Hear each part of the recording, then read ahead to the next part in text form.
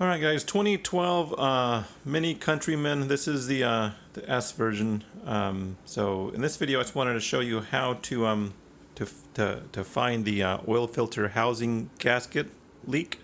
I posted another video on how to take the front end off, but one of the most kind of tricky things that it was actually a pretty simple job. One of the more tricky things that I was nervous about is just removing this door trim here. I mean the wheel well trim, because you have these little tabs right here. These little tabs, whenever you go to take it off, it actually made me a little nervous just putting that on there. So these just kind of go on like this, right? So you just stick them on. You just kind of push in, just like that, one at a time. You will have you also have electrical connection there. This will connect to that down there. See that right there, okay. So this just kind of snaps in here, get all three lined up. You just push them in, kind of hard to do with one hand, okay, just like that. And then you just wrap the bottom around. I'll just wrap the bottom around. There you go, just like that. Okay, so once the front is in, right, it's kind of hanging on, then the rest of it's pretty simple. So it's good to know this, that way you know how to take it off. These little pins just go right inside those little holes. Little hole right there. Get some light in there for you.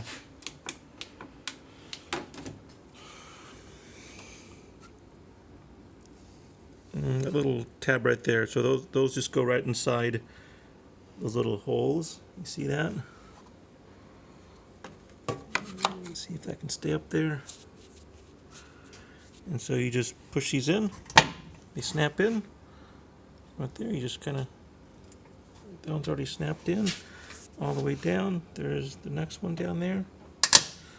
That's all there is to it. So they go all the way down.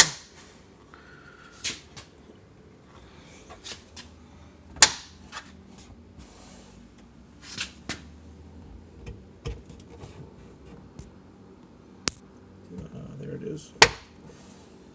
Last one. Okay, just like that. So whenever you're taking it off, you just have to squeeze those. You just squeeze those and push them out. With a pair of pliers or something, you squeeze those and you just push it out and they come out.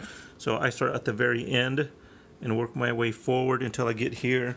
And then you have to come up here and pry those little tabs back. You pry those little tabs back and just kind of push it out. But one thing I wanted to point out is, how do you even know? Because I had to take my car to the dealership. I took it to Mini of Valencia. It's a great dealership, by the way.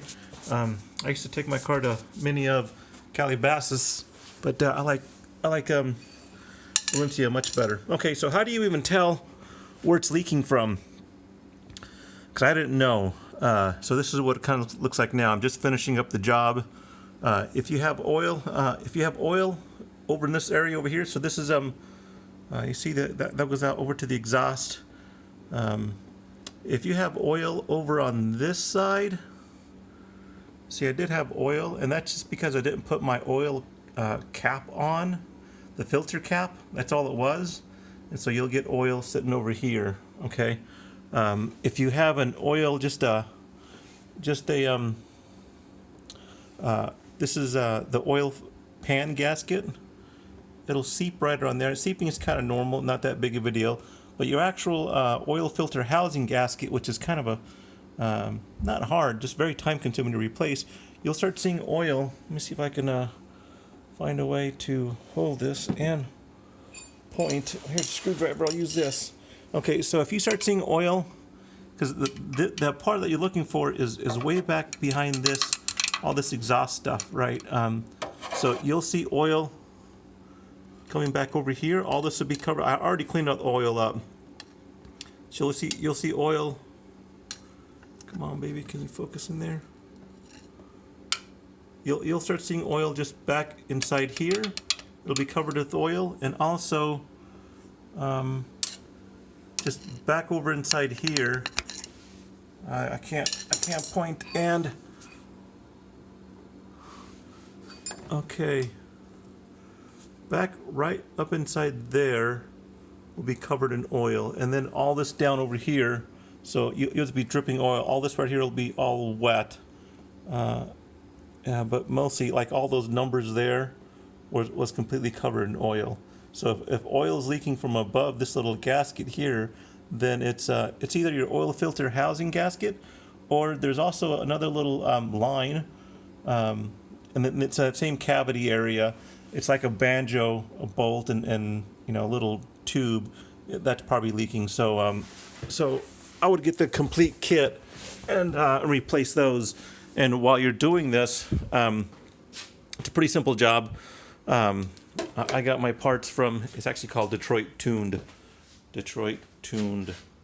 You go to their website and they sell a complete kit for about $300.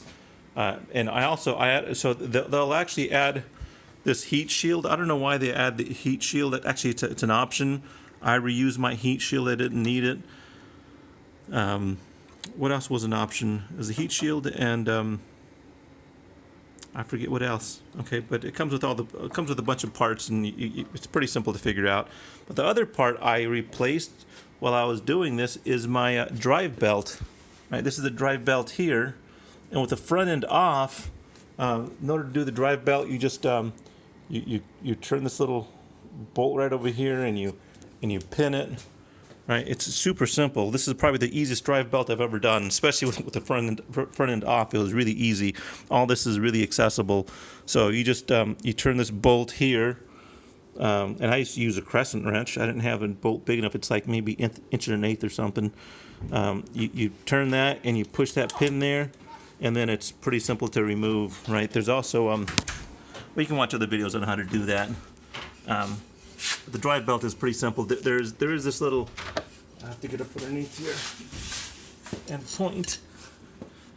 There is this up inside here. Where am I pointing at here? Where is that?